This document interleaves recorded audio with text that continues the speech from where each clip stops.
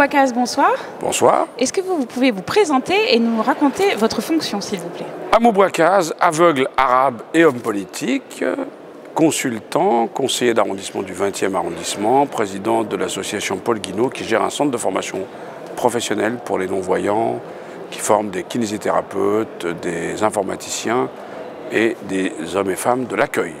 Très bien. Alors ce soir, on parle des personnes en situation de handicap et notamment en entreprise. C'est un sujet qui reste un petit peu tabou encore en France. Pourquoi, selon vous? D'abord, la notion de handicap renvoie à l'intime. Et dans l'entreprise, on a un peu de difficulté avec l'intime.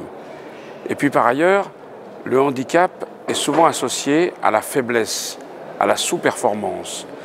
Et puis le handicap renvoie avec la déficience. Donc ce sont des thèmes qui sont douloureux à aborder.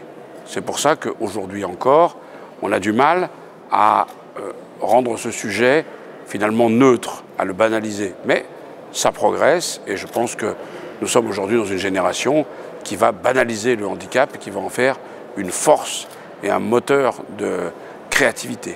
D'accord. Alors concrètement, comment on peut aussi aider les entreprises à mieux intégrer ces problématiques et quelles sont les clés selon vous? Qu'est-ce qui manque encore aujourd'hui?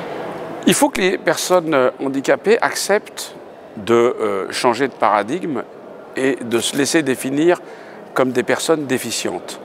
Une personne handicapée, en vérité, c'est un valide fainéant. C'est-à-dire c'est un valide qui voudrait vivre la même vie que les autres avec un sens en moins.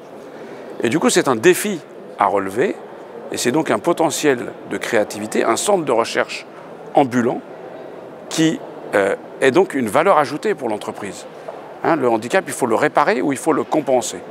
Et donc, avec cette vision-là, l'entreprise est intéressée à s'adjoindre des gens qui sont très performants dans la conduite de changement, qui sont très performants dans la capacité à se jouer des aléas, des accidents. La crotte de chien du lundi, ce n'est pas le poteau du mardi, mais la personne aveugle, elle y fait face. Et bien dans l'entreprise, de plus en plus, on aura besoin de gens souples, de gens plastiques, de gens capables de s'adapter à un environnement qui est de plus en plus mouvant.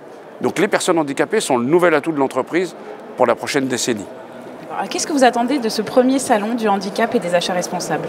J'en attends de belles rencontres, j'en attends de beaux exemples, j'en attends des démonstrations de cet héroïsme du quotidien qui manque tellement à cette France qui doute, à cette France qui est déprimée. Et les personnes handicapées sont des personnes qui font de leur faiblesse des forces, qui parient sur l'homme, qui croient en l'homme. J'en attends des pépites d'humanité et j'en attends surtout de belles surprises. Hamou Bouakaz, merci beaucoup.